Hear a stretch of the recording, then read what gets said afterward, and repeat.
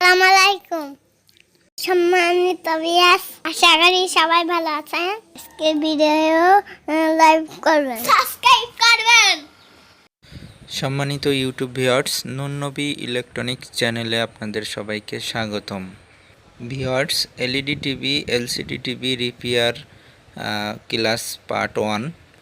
তো বন্ধুরা, এই যে একটা সার্কিট দেখতেছেন, এটা হচ্ছে কম্ম মাদারবোর্ড, ঠিক আছে।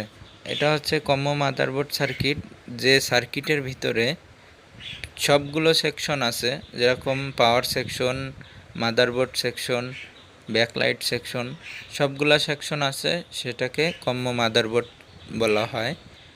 তো ভিউয়ার্স, আপনাদের এই এলইডি টিভি, এলসিডি টিভি সার্কিটের সম্পূর্ণ সার্কিটের ডায়াগ্রাম সিস্টেমে আপনাদের বোঝাবো।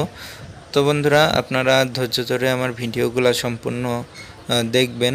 যে কটা পার্ট তৈরি করি সবগুলা দেখবেন আশা করি, তাহলে আপনারা অনেক কাজ সাকসেসফুল করতে পারবেন ইনশাআল্লাহ।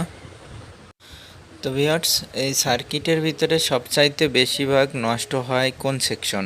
তো এখানে 3টা সেকশনের ভিতরে সবচেয়ে বেশি নষ্ট হয় পাওয়ার সেকশন। তো বন্ধুরা, এই 3টা সেকশনের কাজ কি? তো পাওয়ার সেকশনের কাজ হচ্ছে সব জায়গায় ভোল্টেজগুলা পৌঁছে দেওয়া, পাওয়ার সেকশনের কাজ। তো বন্ধুরা, আর মাদারবোর্ড সেকশনের কাজ হচ্ছে এখানে যে পোর্টগুলো দেখতেছেন, এইচডিআইএম পোর্ট, এবি পোর্ট, তারপরে ডিশ কেবল লাইনের পোর্ট, এগুলা যত সিগন্যাল আছে সব সিগন্যালগুলা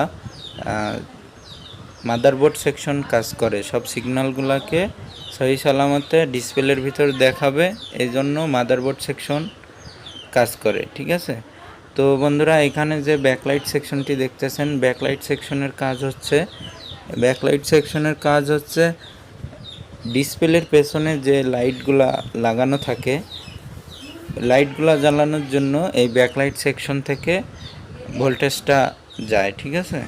তো বন্ধুরা, আপনারা সব কিছুই জানতে পারবেন, নিয়মিত ভিডিওগুলা দেখবেন।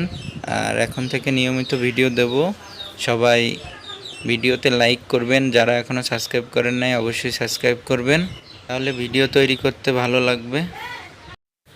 ভিউয়ার্স, সবার প্রথমে কম্ম মাদারবোর্ডের ভিতরে 220 ভোল্ট অথবা 230 ভোল্ট ইনপুট হয় এই জ্যাকটির মাধ্যমে। তো ভিউয়ার্স, 220 ভোল্ট ইনপুট হওয়ার পরে যে এখানে ফিল্টার ক্যাপাসিটার দেখতেছেন, ক্যাপাসিটারের ভিতরে ইনপুট হয়। ক্যাপাসিটারের কাজ হচ্ছে কি, আচানক যদি 220 ভোল্টের বেশি ইনপুট হয়ে যায় ভোল্টেজ, তাহলে আমাদের এই সার্কিটের ক্ষতি না হয়ে এই ক্যাপাসিটারটি বাস্ট হয়ে যায়।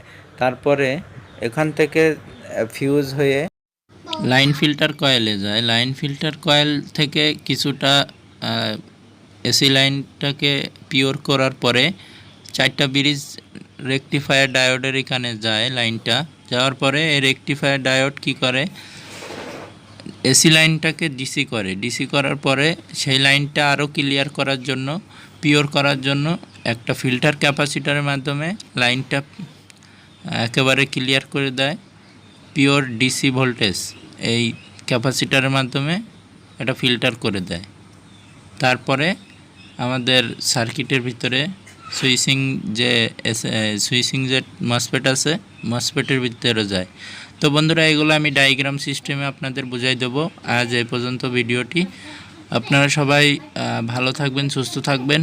আর ভিডিওটি কীরকম লেগেছে অবশ্যই কমেন্টে জানাবেন। তো সবাই ভালো থাকুন, সুস্থ থাকুন। ধন্যবাদ সবাইকে।